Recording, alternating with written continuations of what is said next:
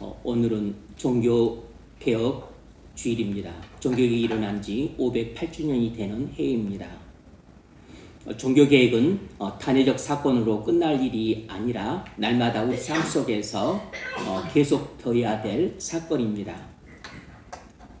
바울은 자신의 역할이 세 가지라고 말했습니다. 그리스도를 위해 고난을 받는 것이고, 말씀을 열어서 오랫동안 감추인 비밀을 드러내고, 각 사람을 그리스도 안에서 완전한 자로 세우는 것이 자신의 역할임을 소개했습니다. 각 사람을 그리스도 안에서 완전한 자로 세우기 위해서 목회자가 해야 될 일이 무엇입니까? 설교입니다. 성도를 그리스도 안에서 완전한 자로 세우기 위해서 목사가 해야 될 가장 중요한 일 중에 하나가 설교입니다. 바울은 설교가 두 가지 요소를 갖고 있다고 말합니다. 가르침과 권면입니다. 28절, 우리가 그를 전파하여 각 사람을 구원하고, 전파하여 설교한다는 뜻입니다. 각 사람을 구원하고, 권면이에요. 모든 지혜로 각 사람을 가르침입니다. 그러니까 설교에는 권면과 가르침의 요소가 있다는 것입니다. 설교를 통해서 회중을 가르치고, 권면해서 그리스도 안에서 완전한 자로 세우고자 하는 것입니다. 이를 위해 설교하는 것이에요. 설교의 핵심 요소는 가르침과 권면입니다. 설교는 반드시 가르침의 형태와 권면의 형태를 취해야 됩니다. 설교는 먼저 가르치고 그 다음에 권면합니다. 그래서 설교는 가르침과 권면이 계속 반복됩니다. 목사의 모든 권면은 가르침에 뿌리를 두고 있습니다. 그래서 목사는 항상 진리를 가르치고 진리의 근간 삶을 살도록 권면합니다. 그래서 그리스도인의 삶이란 단순히 교리를 아는 것만도 아니고 교리와 상관없이 그저 착하게 사는 것만도 아닙니다. 진정한 그리스도인의 삶이란 진리를 배우고 그리고 진리의 근간 삶을 사는 것이에요. 그리스도인의 삶이란 배운 진리의 근간 삶을 사는 것입니다. 설교의 첫 번째 요소는 가르침입니다. 설교에는 맨 먼저 가르침의 요소가 있어야 합니다. 무엇을 가르칩니까? 말씀 속에 감추인 진리를 가르칩니다. 진리를 어떻게 가르치냐면 본문을 정확히 주의해서 그 본문의 의미를 온전히 드러냅니다. 그래서 그 의미가 성경 전체를 관통하는 구속사와 어떤 관련이 있는가에 연결시켜요. 설교 본문이 나무 한 그루라면 성경 전체는 숲 전체를 할 수 있습니다. 그러므로 나무 한 그루만 살피는 데서 끝나지 않고 나무 한 그루도 살피지만 숲 전체 속에서 나무 한 그루가 갖는 의미로까지 연결시켜야 온전한 의미를 가르친다고 말할 수 있습니다. 이렇게 먼저 본문 속에 담긴 진리를 가르치고 나서 그 가르침의 근거에서 권면을 하는 것입니다. 여러분, 목사가 하나님 말씀을 가르칠 때 여러분은 잘 듣고 배워야 됩니다. 여러분이 설교를 잘 듣고 배우면 믿음이 자랍니다. 믿음이 자라지 않는 사람들은 설교를 잘 듣지 않기 때문입니다. 믿음이 자라지 않는 가장 근본적인 이유는 듣는데 실패하기 때문이에요. 어쨌든지 간에 듣는데 실패하고 있는 것입니다. 무슨 이유든지 간에 본인이 듣는데 실패하기 때문에 믿음이 생기지 않는 것이에요. 잘 듣지 않기 때문에 믿음도 안 생기고 그리고 믿음이 자라지도 않는 것입니다. 목사의 가르침을 전심으로 배우지 않기 때문에 믿음이 자라지 않는 것입니다. 여러분이 배우려는 겸손한 자세로 설교를 들어보십시오. 그러면 반드시 믿음이 자랍니다. 이사야서 55장 5절에서도 이렇게 말했습니다. 너희는 귀를 기울이고 내게 나와 들으라. 그리하면 너희 영혼이 살리라. 너희는 귀를 기울이고 내게 나와 들으라. 그리하면 너희 영혼이 살리라. 하나님 말씀을 귀 기울여 들으면 믿음이 생긴다는 것입니다. 영혼이 산다는 것이에요. 여러분이 귀를 기울여 말씀을 들으면 믿음이 쑥쑥 자랍니다. 여러분이 설교의 가르침을 잘 배운다면 그리스도 안에서 완전한 자로 세워지는 기초를 닦게 됩니다. 우리는 설교를 통해 진리를 배워야 믿음이 자랍니다. 하나님 말씀을 여러분의 적당한 사고의 틀 안에 가둬두지 말고 하나님 말씀을 배울 때마다 여러분의 적당한 사고의 틀이 깨어지게 하십시오. 기존의 틀이 깨어져야 새로운 틀이 마련이 되는 겁니다. 기존의 적당한 틀이 깨어져야 새로운 패러다임을 장착할 수 있게 돼요. 그래야 여러분의 신앙 인식의 지평이 넓어지고 신앙 사고의 지평이 넓어집니다. 옛날 서리관의 틀, 옛날 고정관념의 틀, 옛날 아집의 틀이 깨질 때 잠시 혼란이 있지만 곧바로 새로운 신앙의 패러다임을 얻게 될 것입니다. 이것이 눈이 열림으로 보게 되는 믿음의 신세계예요. 그런데 우리는 본능적으로 나의 옛날 틀이 깨어지기를 원치 않아요. 나의 고정관념의 틀이 깨어지는 것을 원치 않습니다. 왜냐하면 충격이 있으니까. 나의 아집의 틀이 깨어지는 걸 원치 않아요. 왜냐하면 나의 정체성이 흔들릴 수 있으니까. 나의 고정관념의 틀이 깨진 걸 원치 않습니다. 그럼 내가 혼란에 빠지니까. 누구도 충격과 혼란과 그리고 아픔을 싫어합니다. 그래서 우리는 본능적으로 다 수구적이에요. 그래서 대체적으로 발전이 없는 것입니다. 새로운 것을 시도하다 하기보다는 나는 무조건 내 것을 지키려고 하는 것입니다. 내 것 중에 좋은 것도 있지만 그러나 나쁘고 버려야 될 것도 있어요. 고정관념은 나쁜 것입니다. 선입관도 나쁜 것이에요. 편견도 나쁜 것입니다. 아직도 나쁜 것이에요. 이 나쁜 내 것들은 버려야 새롭고 옳은 것을 얻을 수 있습니다. 우리는 설교를 통해 진리를 배울 때 우리 자신의 죄악과 허물을 깨닫게 됩니다. 그때 회개하게 되고 참된 회개를 하면서 반드시 신앙개혁이 이루어집니다. 오늘은 종교개혁 주일입니다. 우리가 한 사람 한 사람 참된 회개를 통해 신앙개혁이 이루어져 갈 때 부패한 현재 기독교에도 종교개혁의 기운이 일어날 것입니다. 나의 회개를 통한 나 개인의 신앙개혁이 우리나라 기독교의 개혁 또 더 나아가서 세계 전체의 또 기독교의 개혁과 전혀 상관없어 보이지만 그러나 눈에 보이지 않게 다 연결되어 있습니다.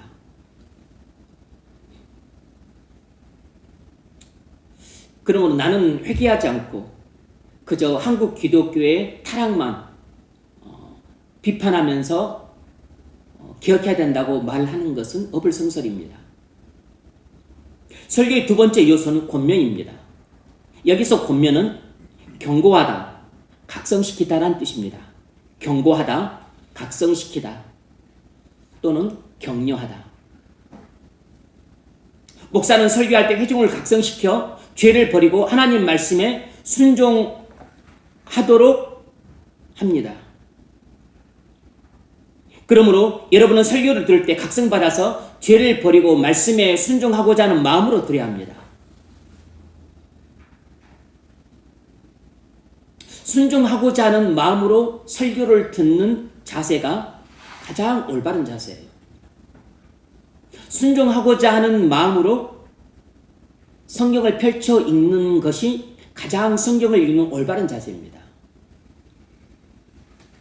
목사는 설교를 통해 여러분에게 죄악을 버리고 믿음으로 순종하지 않으면 하나님의 심판이 있을 것임을 경고해야 될 의무가 있습니다.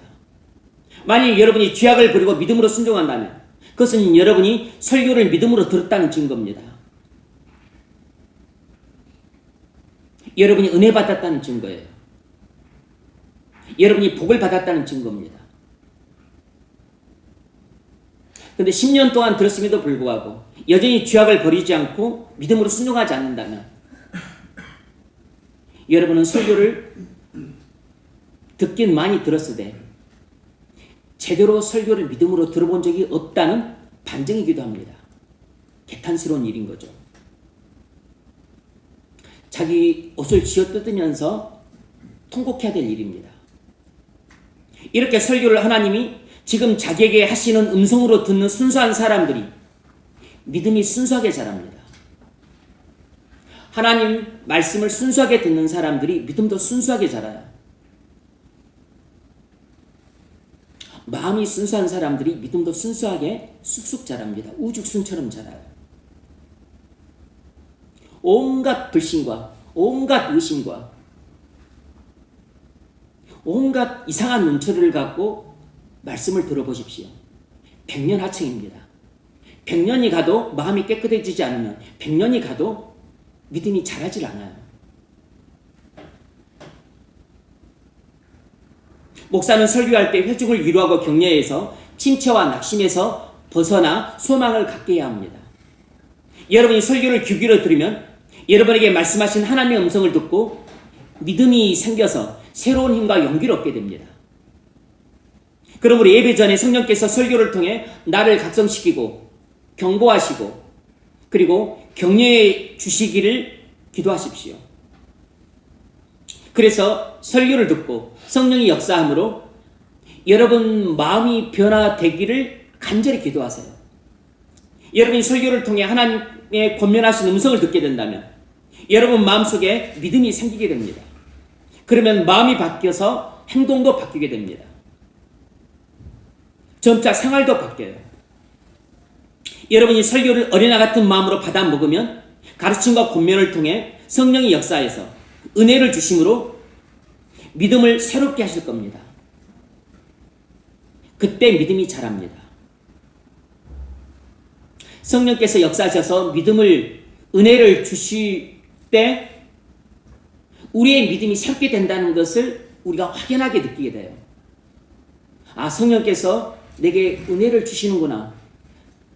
그것을 느낄 때 우리는 동시에 내게 새로운 믿음이 생기고 있다는 것을 다 의식을 하게 됩니다. 그럴 때 나도 모르는 사이에 그리스도께 접붙인 상태에서 내 마음이 새롭게 바뀌고 그래서 내게 새로운 힘과 능력과 용기가 생기면서 내가 나의 애죄를 끊어버리고 내가 새롭게 순종하는 삶을 살게 됩니다. 옛날과 다르게 굳은 결심을 하고서 이제 술을 끊고 담배를 끊게 됩니다. 그리고 노력을 하고서 아침에 새벽에 일어나기 노력하고 또 일찍 자기를 노력하고 그래서 주께서 내게 말씀하신 것은 하지 않기로 결심을 하고 또 주께서 내게 말씀하신 것은 하고 싶지 않아도 하기로 결심을 하고 노력을 하게 돼요. 이건 단순한 결심과 노력이 아니고 성령의 감동을 받아서 나오는 결심과 노력인 겁니다.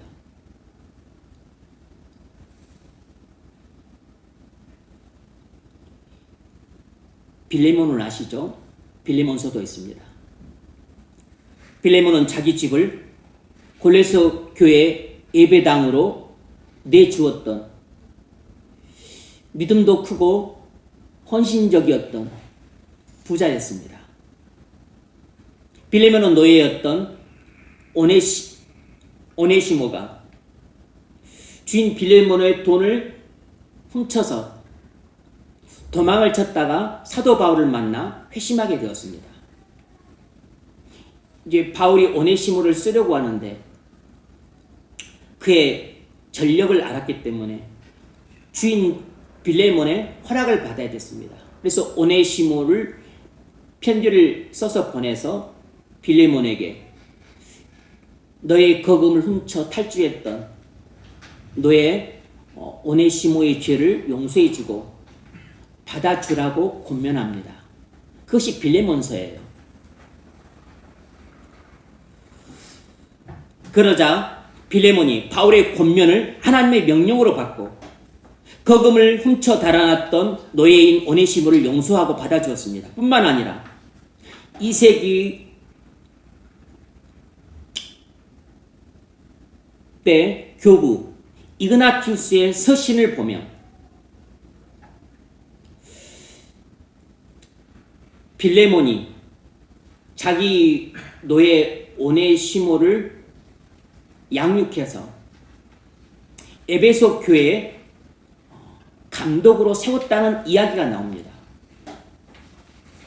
오네시모는 빌레몬의 거금을 훔친 노예였는데 그 노예를 주인이 말씀으로 잘 양육을 해서 이가 사역자의 재질을 보이니까 이를 잘 양육을 해서 에베소 교회의 감독, 주교로 세웠던 것입니다. 오네시모의 믿음도 컸지만 그보다는 거금을 훔쳐 탈주했던 노예를 용서하고 받아줘서 에베소 교회의 감독으로 세운 빌레몬의 믿음이 훨씬 더 크다고 할 수 있습니다. 어떻게 빌레몬이 이렇게 그리스도 안에서 완전한 자로 세워져 갔을까요? 그건 골로새 교회의 사역자였던 에바브라의 권면과 로마 감옥에 갇혀서 편지를 보내는 사도 바울의 권면을 하나님의 음성으로 들었기 때문입니다. 두 사역자의 권면을 들어도 되고 안 들어도 되는 선택사항이 아니고 하나님의 명령으로 반드시 들어야 되는 말씀으로 들었기 때문에 그의 믿음이 그 혼란스러운 초대교회 상황에서도 쑥쑥 자랐던 것이에요.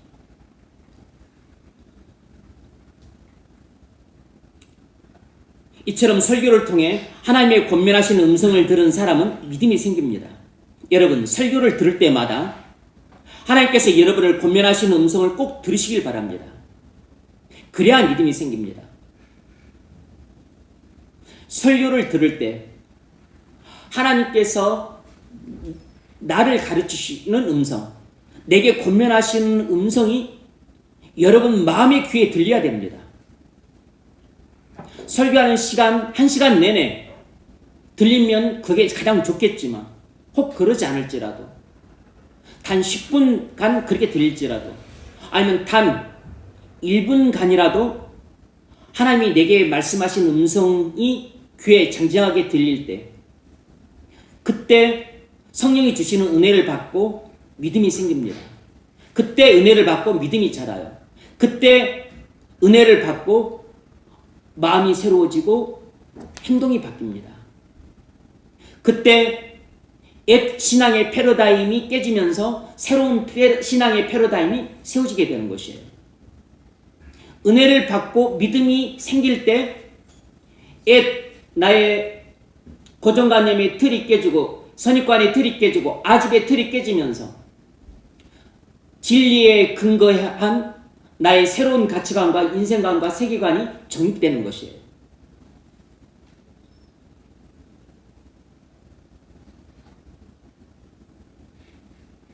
믿음이 생겨야 마음이 새로워지고 행동도 새로워집니다. 빌레몬처럼 목회자의 권면을 하나님의 음성으로 듣는 사람은 믿음이 자랍니다. 여러분, 제가 설교나 신방을 통해 권면할 때 하나님의 음성으로 여러분 귀에 들릴 수 있기를 바랍니다. 그래야 믿음이 자랍니다. 그래야 행동도 교정이 되고 삶도 개혁될 수 있습니다. 만일 사람의 말로 들리고 목사 개인의 생각 정도로만 들리면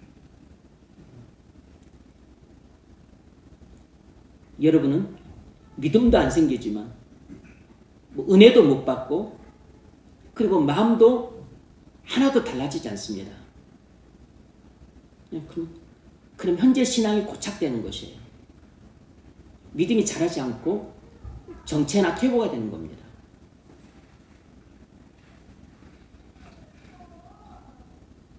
목회자의 권면에 순종할 때 옛사람의 틀이 깨지면서 새사람의 틀이 정립됩니다. 옛사람의 틀이 깨지고 새사람의 틀이 정립이 돼 가면서 믿음이 자라는 것이에요. 또 다음날 옛사람의 틀이 깨지고 새사람의 틀이 정립이 되면서 믿음이 자라고 또 다음 주에 옛사람의 틀이 깨지고 새사람의 틀이 정립이 되면서 믿음이 그렇게 한 단계 한 단계 자라고 때로는 은혜를 좀 크게 받으면 믿음이 한층이 자라게 됩니다.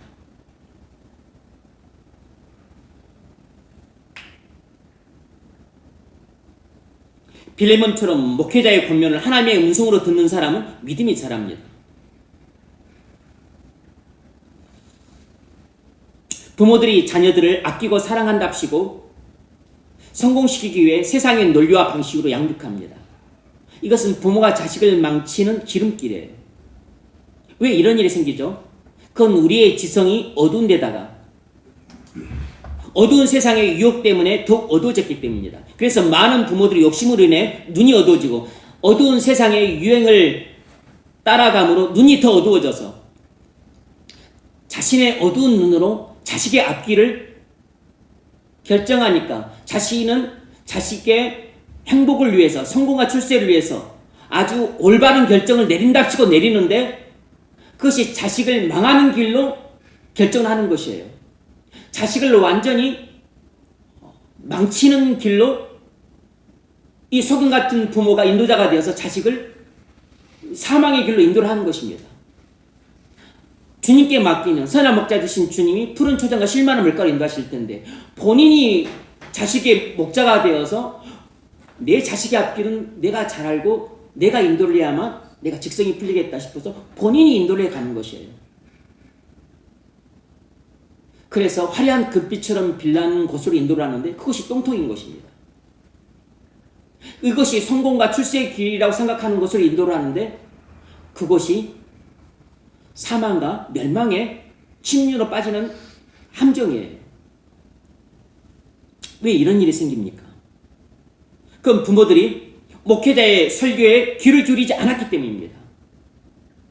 목회자가 설교를 통해 가르치고 권면했음에도 불구하고 자기 신앙 패러다임의 채로 자기 그 옛날 신앙 패러다임의 채 아시죠? 채로 걸러 듣고서 이건 받아들이고 저건 받아들이지 말아야겠다고 판단했기 때문입니다. 그렇게 주제넘게 항상 설교를 판단하고서 요것은 받아들이고 요건 안 받아들이고 요건 괜찮고 요건 아닌 것 같아. 늘상 설교를 이렇게 본인이 재단하고 본인이 받아들이고서 설교를 받았던 것이에요. 그렇게 했던 것은 이렇게 하는 것이 내가 신앙을 온전히 잘할 수 있다고 생각했기 때문입니다. 이렇게 해야만 내 신앙이 온전해지고 내 신앙이 건강해지고 나의 행복과 유익을 위해서 이런 신앙을 갖는 것이 옳겠다고 본인이 생각했기 때문이에요. 근데 그렇게 신앙생활을 하고 나서 결국 자라난 본인의 신앙의 모습은 본인이 눈이 어둡기 때문에 보지를 못하는 겁니다. 근데 시장은 그 본인의 신앙은 어떻게 자라나 있냐면 아주 휘어지고 굽어진 소나무처럼 뒤틀린 신앙을 갖고 있는 것이에요. 완전히 기형적인 신자가 되어 있는 것입니다. 낙관에는 옳은 것만 받아들이고 틀렸다 생각하는 안 받아들이고서 그렇게 신앙생활을 했는데 그렇게 10년이 지나고 30년이 지나고 50년이 지난 다음에는 근데 본인의 눈이 어둡기 때문에 본인의 신앙은 보지 못해요. 본인의 신앙의 자체는 보지 못합니다. 그러나 주님이 보셨을 때 그 주님의 눈에 보이는 그 사람의 신앙의 자태는 완전히 굽어지고 휘어져서 고쳐가지고 도저히 쓸 수 없는 그런 신앙의 자태를 가진 기형적인 신자로 변해 있는 것이에요.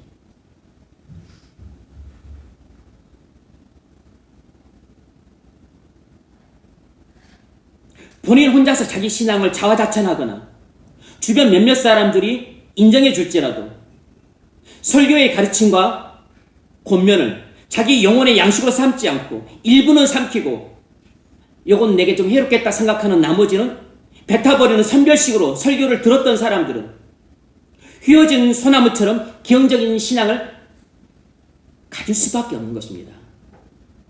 그렇게 설교를 선별적으로 들었던 사람은 결국 편식했던 아이가 몸이 약하고 뼈대가 약하고 그리고 병약할 수밖에 없는 것과 똑같은 이치예요. 애들은 본인이 좋아하는 것만 먹어요. 교인들 중에서도 아주 유치한 사람들은 본인이 좋아하는 말씀만 받아 먹습니다. 그것이 본인이 좋아하고 본인에게 이롭다 생각하고 그 본인이 스스로 옳다고 생각하는 것만 받아 먹는데 그게 영적으로 편식하는 것이에요. 본인이 옳고 그름을 다 알고 있다면 뭐하러 앉아 있습니까? 본인이 강단에서 가르쳐야지.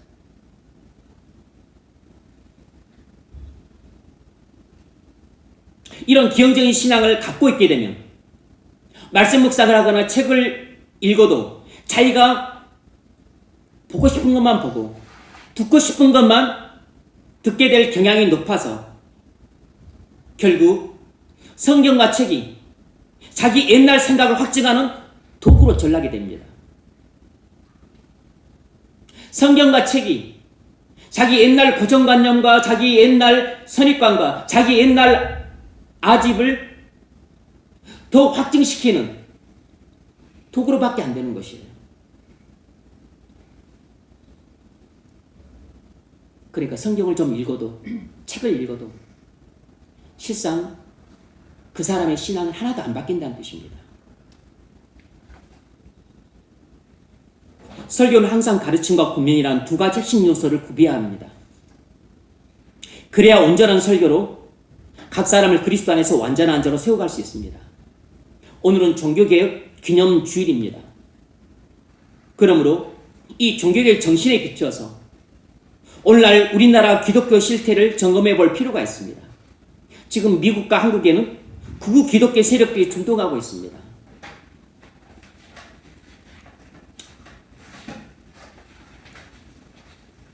얼마 전 찰리 커크라는 청년이 피살을 당했는데 미국에 소동이 일어났어요.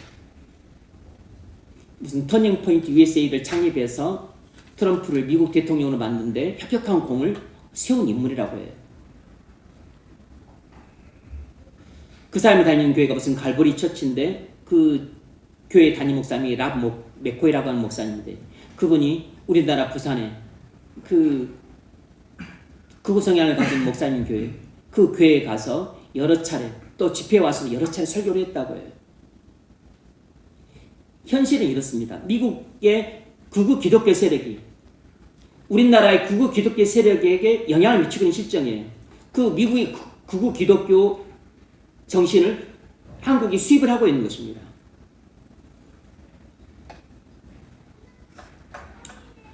종교개혁적 관점에서 극우 기독교가 무엇이 잘못되었나 그리고 어떻게 개혁해야 되는가 이 점을 종교개혁주의를 맞이해서 잠깐 말씀드리려고 합니다. 이 주제는 단순히 정치적 성향의 문제가 아니고 기독교 신앙의 본질을 훼손하는 문제예요. 복음의 순수성을 오염시키는 문제입니다. 오늘날 극우 기독교 세력의 특징이 무엇이냐면 한마디로 정의하자면 기독교를 정치 도구로 전락시킨다는 것입니다. 이것이 오늘날 극우 기독교가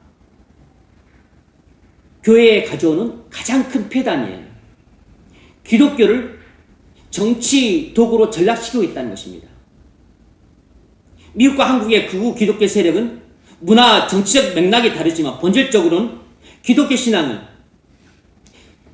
정치적인 도구로 전락시킨다는 공통점을 갖고 있습니다.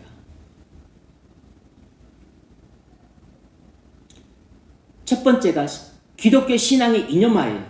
기독교 신앙을 정치 이념화하고 있습니다. 그리스도의 복음 대신 정치 이념을 신앙의 진리로 포장을 합니다. 예컨대 반공주의, 보수주의, 미국주의, 반동성애, 반좌파, 반낙태 이런 이념을 복음처럼 선전을 합니다. 여러분 반공주의, 반동성애, 반낙태, 반좌파, 미국주의, 여러분 보수주의 이런 것들은 정치 이념이지 기독교 진리가 아닙니다. 기독교 신앙을 정치 이념화하는 잘못을 범하고 있어요. 두 번째는 기독교와 정치의 결탁입니다.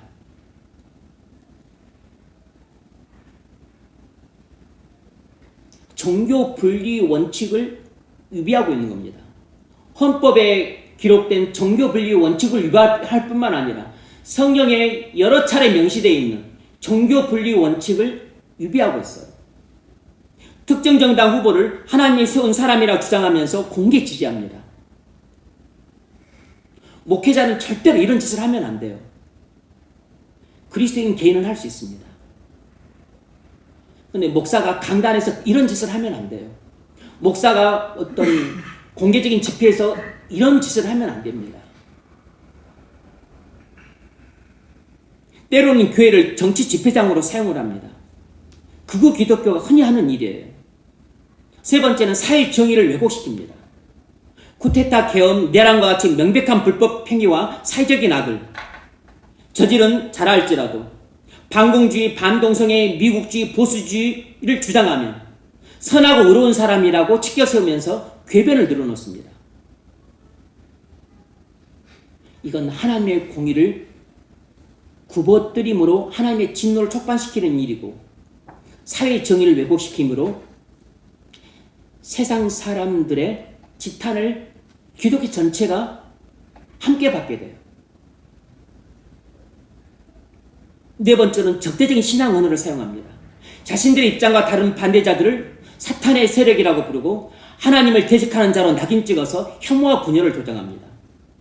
이런 일들이 지금 미국과 한국에서 똑같이 일어나고 있는 현상이에요. 이런 행태는 본질적으로 종교 분리 원칙을 위배하고 있습니다. 왜냐하면 기독교 신앙을 하나님 나라를 건설하는 데 쓰지 않고 세상 나라의 정권을 쟁취하는 수단을 쓰고 있기 때문입니다. 기독교를 정치에 이용하고 있는 것이에요. 이건 천벌을 받을 짓입니다. 이런 일은 역사적으로 계속 있어 왔습니다. 오늘날 말이 일이 아니에요.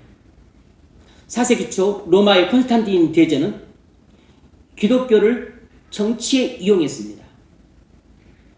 기독교 인구가 기하급수적으로 증가하자 그는 기독교를 이용해서 로마 제국을 종교적으로 통합해서 아주 거대하고 강력한 대제국을 건설하고자 했습니다. 그는 세속 정치이니까 종교 분리 원칙 따위에 관심이 없죠. 그래서 그는 기독교를 자기 정치를 위해 이용을 해먹은 것입니다. 그 결과 기독교가 세속화되기 시작했어요. 기독교에 큰 타격이 온 것입니다. 중세 천년간 교황들은 기독교의 힘을 이용해서 정치 권력에 적극 개입해왔습니다. 종교 분리 원칙을 위배한 결과 기독교 타락이 가속화되었어요. 교황이 나라 왕들을 파문해버립니다. 그리고 또 왕으로 보위 오르는 것을 또 승인을 안 해줘요. 기독교는 절대로 세속 정치에 개입을 하면 안 돼요. 간섭하면 안 됩니다. 영향을 미치려 해서도 안 돼요. 근데 개입하고 간섭하고 지배하려고 했습니다.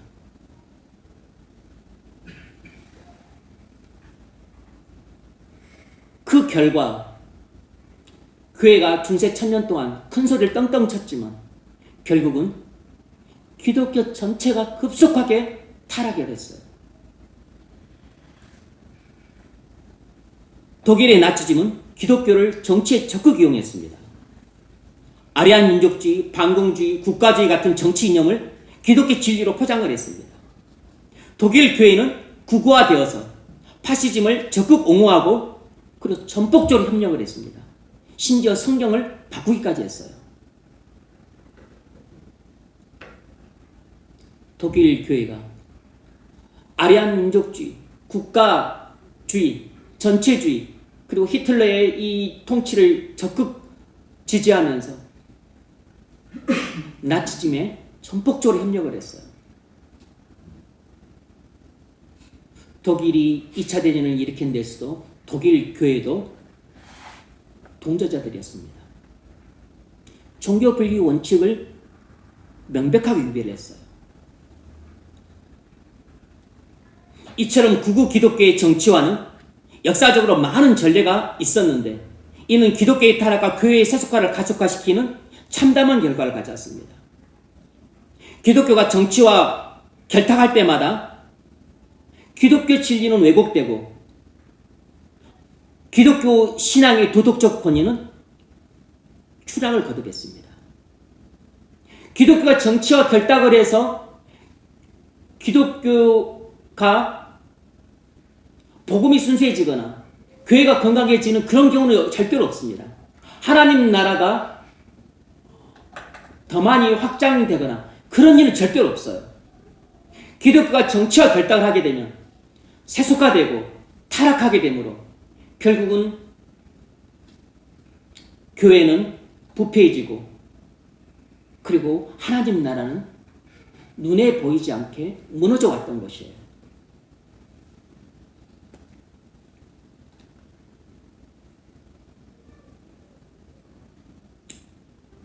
극우 기독교가 성경적으로 잘못된 점이 무엇이겠습니까? 한 서너 가지 이야기를 하자면 첫 번째는 예수님의 하나님 나라관과 정면 충돌합니다. 예수님은 요한복음 18장 36절에서 이렇게 말씀하셨어요. 내 나라는 이 세상에 속한 것이 아니니라. 예수님은 세상 정치 권력을 통해 하나님 나라를 세우지 않으셨습니다. 그런데 극우 기독교는 세상 정치 권력을 통해 하나님 나라를 세우려고 시도합니다. 이것은 기독교 진리를 왜곡시키는 처사이므로 잘못된 것이에요. 두 번째는 하나님 나라의 본질을 부정하고 있는 것이에요. 극우 기독교는 하나님 나라의 본질을 부정하고 있습니다. 로마서 14장 17절 하나님 나라는 먹는 것과 마시는 것이 아니요 오직 성령 안에서 의와 평강과 희락이니라. 정권 정치나 반공주의 보수주의 등의 이념 실현은 하나님 나라의 표지가 아닙니다. 하나님 나라의 표지는 의와 평강과 희락이에요. 극우 기독교는 권력 정치와 이념 투쟁을 기독교 신앙의 목표로 삼습니다. 성경은 어디에 세상 권력을 정치해서 교회를 많이 세우고 하나님 나라를 건설하라고 한 적이 어디 있습니까? 성경 어디서 세상 이데올로기를 갖고 투쟁하라고 어디 그렇게 말했습니까? 이것은 극우 기독교가 하나님 나라의 본질을 왜곡하는 잘못을 범하고 있는 것입니다. 극우 기독교의 속성은 완전히 세속화된 기독교예요. 극우 기독교는 타락한 기독교고 세속화된 기독교입니다.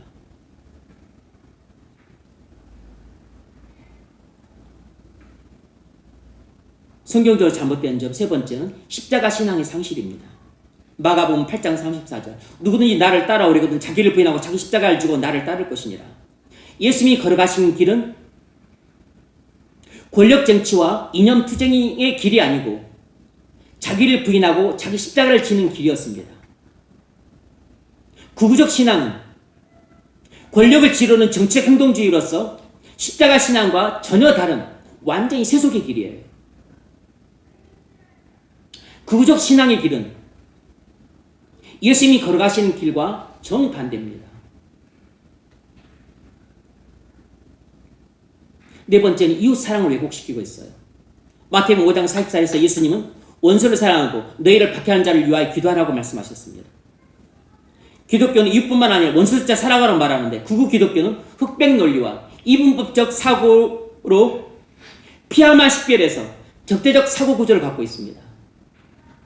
내 편 아니면 무조건 적인 것입니다. 완전히 흑백 논리와 이분법적 사고로 무장되어 있어요.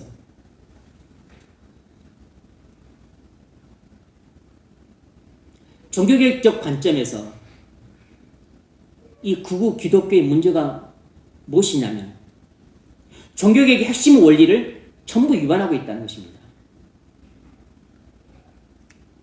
극우 기독교는 성경보다 정치 이념을 앞세웁니다. 오직 성경의 원리를 위배하고 있어요. 극우 기독교는 복음의 은혜보다 특정 정치 이념을 믿음의 증거로 삼습니다. 오직 믿음이라는 원리를 위배하고 있어요. 정권 정치나 민족이나 나라의 번영을 하나님의 영광과 동일시합니다. 오직 하나님께만 영광이라고 하는 원리를 위배하고 있습니다. 극우 기독교는 기독교를 정치 도구로 전락시켰어요. 종교개혁은 교회의 순수성 회복을 목표로 했습니다. 교회의 순수성 회복을 목표로 했는데 정작 구구신앙은 교회의 순수성을 현저하게 파괴하고 있어요. 교회를 완전히 세속화시키고 교회를 오염시키고 있습니다. 구구신앙이 작은 문제가 아닙니다. 구구 기독교를 그냥 웃으면서 넘길 일이 아니라고.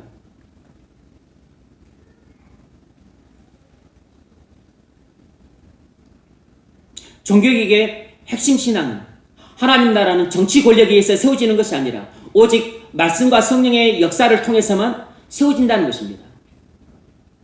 하나님 나라는 정치 권력이나 이념 투쟁을 통해 세워지는 게 아니고 오직 말씀과 성령을 통해서만 세워진다는 것이에요. 근데 구구신앙은 이것을 부인하고 있는 겁니다. 그래서 결국 구구신앙은 종교개혁의 정신을 완전히 부인하고 있는 것이에요. 어떻게 해야 합니까? 어떻게 개혁을 해야 됩니까? 첫 번째로 종교분리 원칙을 철저히 지켜야 합니다. 교회는 국가로부터 독립된 하나님 나라의 공동체임을 명심해야 돼요. 따라서 기독교를 정당의 정권 정치의 도구로 쓰면 안 됩니다. 이념 투쟁의 도구로 기독교 신앙을 이용하면 안 돼요. 기독교 신앙은 민족주의나 국가주의나 반공주의나 반동성애나 이런 데다 이용을 하면 안 됩니다.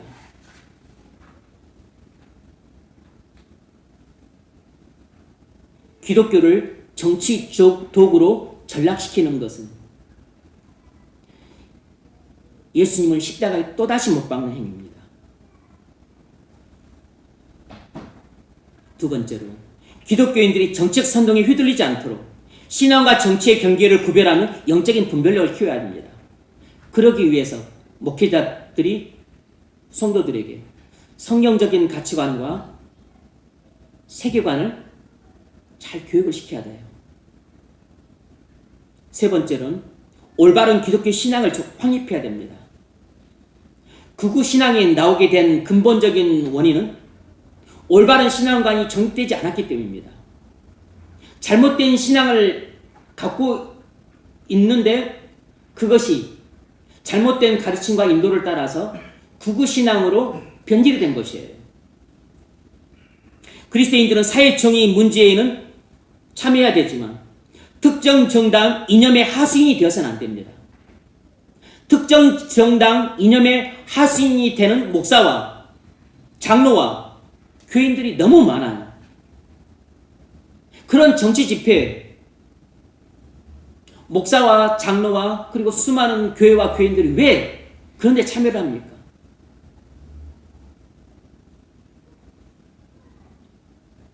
세이브 코리아 그런 집회가 그런 교회를 특정 정당의 이념을 강화시키는 도구로 사용하는 집회들이에요. 빌드업 코리아라고 있는데 그런 집회가 완전히 극우 기독교 세력들이 결집하는 집회들입니다. 완전히 삐뚤어지고 휘어진 잘못된 신앙들이에요.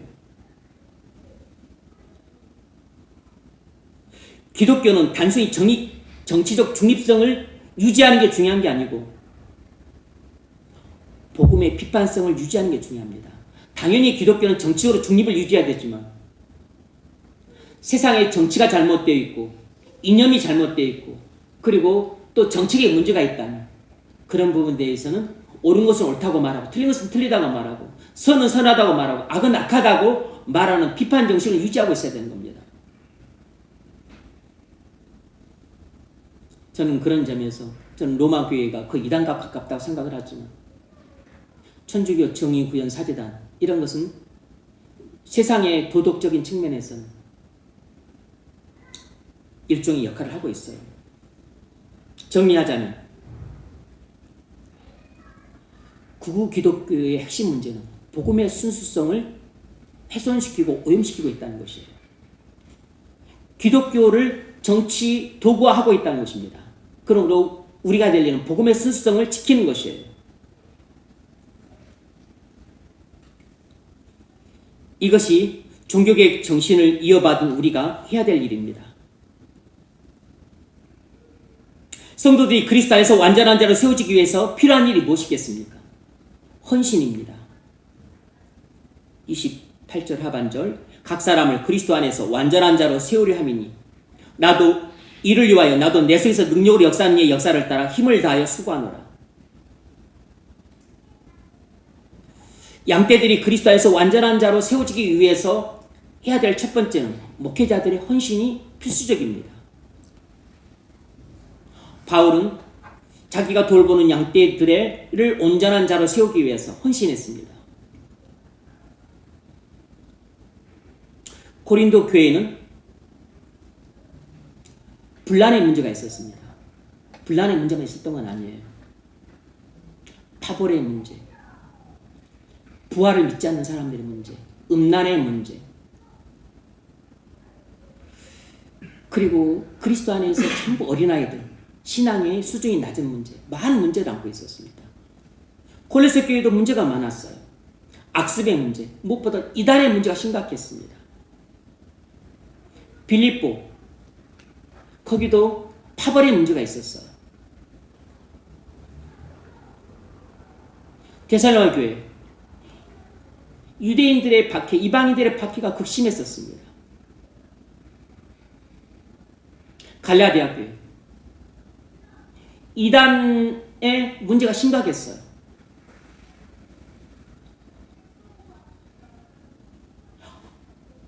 밖으로부터는 박해가 오고 안에서는 이단과 파벌과 분리와 분열의 문제가 있었어요. 안팎으로 크고 작은 문제에 모든 교회들이 휩싸여 있었습니다. 이런 상황에서 사도 바울이 어떻게 사역을 했습니까? 40의 하나 가만매를 3번을 맞고 태장을 맞고 강도의 위험과 또 굶주림의 위험과 목마름의 위험과 바다의 위험과 강의 위험과 온갖 위험을 무릅써가면서 그렇게 사역을 했습니다.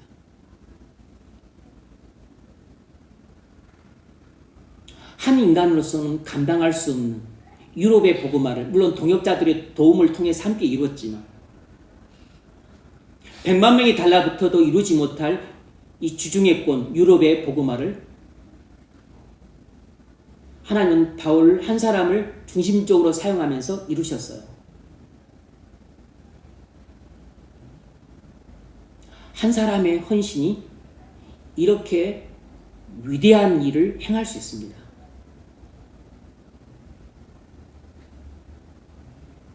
윌리엄 캐리는 구두 수선쟁이였었는데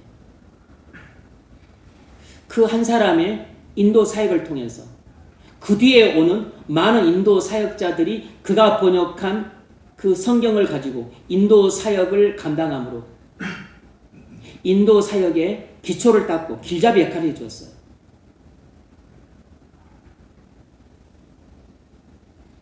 리빙스턴의 아프리카 선교를 통해서 그 아프리카 전체를 다 선교한 건 아니지만 아프리카 선교의 문이 활짝 열리게 된 계기가 되었습니다.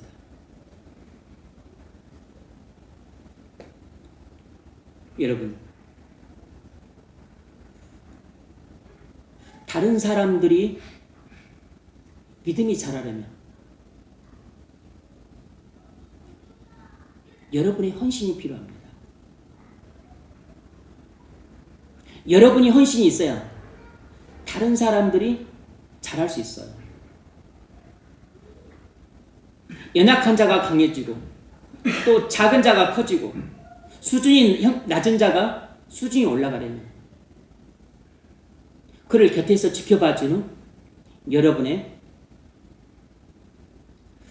힘을 다해 수고하는 헌신이 필요합니다. 힘을 다해 수고한다는 이 말의 뜻은 탈진할 정도로 힘을 다해 수고한다는 뜻입니다.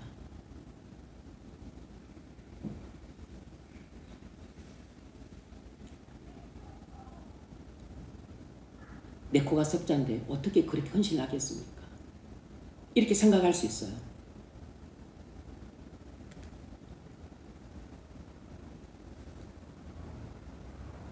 아니, 내 신앙도 지키기 힘든데 내가 구구 기독교 그런 것까지 내가 알아야 됩니까? 그런 것까지 내가 경계를 해야 됩니까? 그렇게 생각할 수 있습니다. 내 코드 석자인데 내가 지금 다른 사람 잘하는 것을 관심을 갖고 내가 그것도 둬야 됩니까? 그래야 됩니다. 성도라면 그래야 돼요. 어떻게 바울이 이렇게 헌신할 수 있었을까요? 어떻게 다른 동역자들이 많은 도움을 받았다고 하긴 하지만 바울이 이렇게 엄청나게 많은 일, 이렇게 크고 위대한 일을 할 수 있었을까요? 그것은 바울의 개인적인 능력이 뛰어나서가 아닙니다. 그 비결은 여기에 있습니다. 나도 내 속에서 능력으로 역사하는 이의 역사를 따라 힘을 다해 수고하노라. 바울 안에서 능력으로 역사하시는 성령의 역사가 있었기 때문입니다. 그런데 성령은 바울 안에서만 능력으로 역사를 하는 게 아니에요. 우리 안에서도 똑같이 능력으로 역사를 합니다.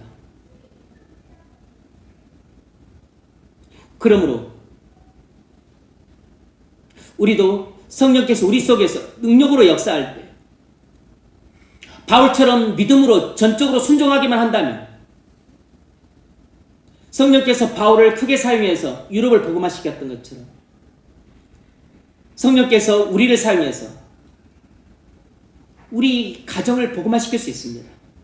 내가 다니는 직장을 복음화시킬 수 있어요. 내 고등학교 동창들을 복음화시킬 수 있습니다. 내 가깝게 지내는 사촌들을 복음화시킬 수 있는 것이에요. 내가 온 땅을 복음화시키지 못한다 할지라도 내가 만나고 교제하는 주변 몇몇 사람들은 복음화시킬 수 있어요.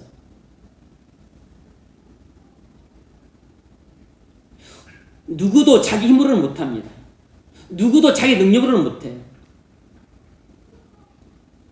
하지만 내 속에서 능력으로 역사하는 이의 역사를 믿음으로 순종하기만 한다면 누구라도 크고 놀랍고 위대한 일을 할 수 있습니다. 여러분 중에는 한 명도 전도를 못 해본 사람도 있을 거예요. 한 명도에게도 복음을 전해보지 못하고 교회로 인도해보지 못하고 주님께로 데려오지 못했던 사람도 있을 겁니다. 그렇다고 해서 낙심하거나 또 좌절하지 마세요. 성령께서 여러분 속에서 능력으로 역사를 하기만 한다면 내가 어떻게 이룰 수 있나 싶을 정도로 나 자신도 놀랄 정도로 많은 사람들을 주님께로 인도할 수 있습니다. 내가 이렇게 생각하고 내가 이렇게 말을 할 수 있나 싶을 정도로 말을 잘해서 잘 가르치기도 하고 또 거미 똥구녕에서 거미줄 나오듯이 술술 복음이 나오고 내가 이렇게 기도를 은혜롭게 하나 할 정도로 청산유수로 기도가 나와서 다른 사람들을 위해서 기도해 줄 때 그 사람의 그 강팍한 마음이 부드러워지고 그리고 감동받을 수 있을 정도로 그렇게 내가 기도를 해줄 수 있습니다. 내 속에서 능력으로 역사한 이에 믿음으로 순종하기만 한다면 하면 나처럼 입이 어눌하고 그리고 나처럼 주변머리가 없는 사람일지라도 얼마든지 나를 통해서 내가 생각할 수 없는 그런 크고 놀라운 일들을 행할 수 있습니다. 이것이 바로 그리스도인을 통해서 나타나는 능력의 비결입니다. 우리를 통해서 나타나는 능력은 전부 내 힘에서 나오는 것이 아니고 나의 탁월한 능력이 아니에요. 이것은 학력에서 나오는 게 아니고 머리에서 나온 게 아니고 그리고 단순한 나의 노력과 굳은 결심에서 나온 게 아닙니다. 내게서 나오는 모든 능력은 내 속에서 능력으로 역사한 이의 역사를 따라 나오는 것이에요. 성령께서 내 속에서 능력으로 역사할 때 믿음으로 순종하기만 하면 성령께서 바울을 통해서 유럽을 복음화시켰던 것처럼 캐리를 통해서 인도를 복음화시키고 리빙스턴을 통해서 아프리카를 복음화시켰던 것처럼 그렇게 우리를 통해서 한 나라까지는 아니어도 우리 가정은 복음화시킬 수 있습니다. 우리 직장은 복음화시킬 수 있어요. 내 고등학교 동창들, 대학 친구들은 복음화시킬 수 있습니다. 지금까지 한 명도 전도를 못했어도 상관없어요. 주님이 여러분 속에서 능력으로 역사하기만 한다면 여러분이 그동안 40년 동안 못했던 것을 단 4개월 동안에 100배 이상 해치울 수 있습니다. 4년 동안 100배 이상 해치울 수 있어요. 말씀 맺겠습니다. 오늘은 종교개혁 주일입니다.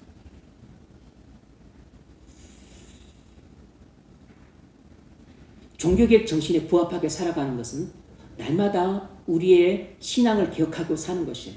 우리의 신앙을 기억하려면 날마다 우리는 회개하며 살아야 됩니다.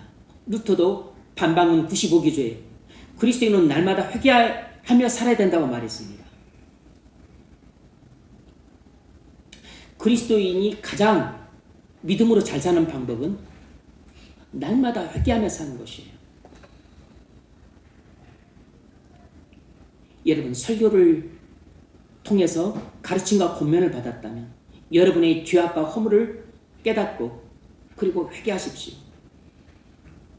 그럴 때 여러분에게 신앙의 기억이 나타납니다. 여러분이 성경을 읽거나 묵상할 때 성령께서 진리를 깨닫게 하시고 은혜를 주셨다면 그리고 믿음이 생겼다면 여러분 마음속에 맨 처음 드는 것은 여러분의 죄악과 허물을 깨닫는 것이에요. 그래서 옛 선입관의 틀은 버리고 옛사람의 틀은 버리고 새로운 신앙의 필요함을 갖고 또 새로운 그 순종을 하기로 마음으로 결심하고 그리고 또 순종하려고 노력을 합니다. 그렇게 믿음으로 순종하려고 마음먹을 때 성령께서 여러분 안에서 능력으로 역사하심으로 여러분 힘으로 끊을 수 없는 죄를 끊게 만들고 여러분 힘으로 할 수 없는 말씀에 순종하게 만드는 것입니다. 그렇게 회개를 통해서 여러분이 믿음으로 순종하고자 할 때 그때 신앙개혁이 일어나는 것이에요. 우리의 참된 회개와 우리의 신앙개혁은 전부 성령께서 우리 안에서 능력으로 역사할 때 일어나는 일입니다. 성령께서 여러분 속에 능력으로 역사함으로 참된 회개가 일어나고 그리고 신앙개혁이 일어날 수 있기를 바랍니다. 그래서 그리스도 안에서 완전한 자로 세워져 가시기를 주의 이름으로 축원합니다.